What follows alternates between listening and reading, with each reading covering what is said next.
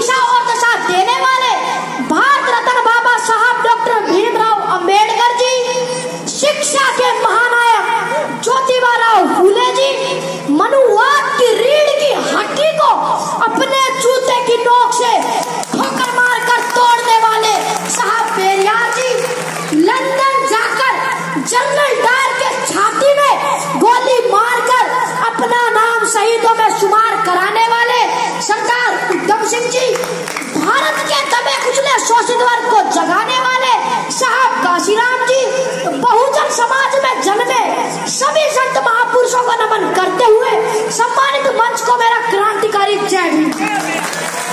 साथियों, आज 14 अप्रैल बाबा साहब के जन्म दिवस की आप सभी को हार्दिक शुभकामनाएं देता हूँ।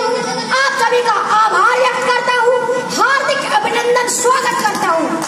आज के दिन मैं उन लोगों के बारे में कुछ कहना चाहता हूँ जिनकी औकात चार पाई पर बैठने की नहीं थी, आज वो बड़े बड़े पदों पर बैठकर कह रहे हैं कि बाबा साहब ने हमारे लिए किया ही क्या है।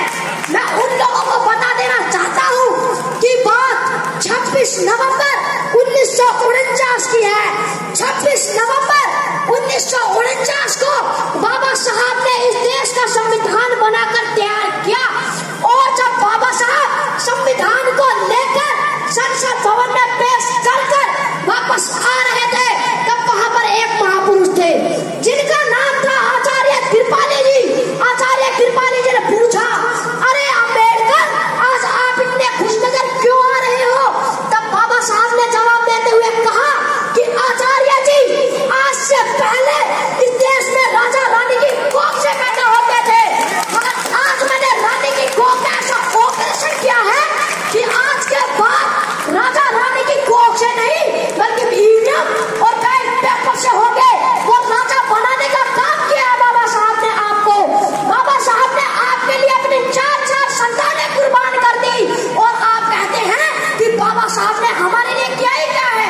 नींदें अपनी खोकर जगाया हमको, आंसू अपने गिराकर हंसाया हमको।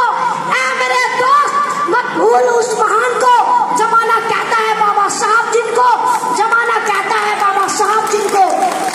न करो वंदना उनकी जिन्हें तुम जानते नहीं हो, न करो वंदना उनकी जिन्हें तुम जानते नहीं हो, न डरो उनसे जिन्हें तुम पहचानते नहीं हो।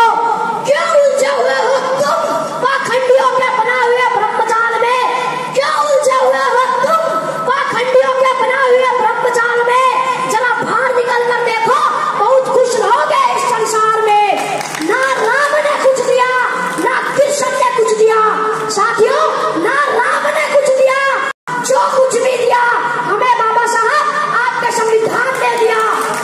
क्यों पूछते हो उनको जिन्होंने तुम्हारा शोषण किया है?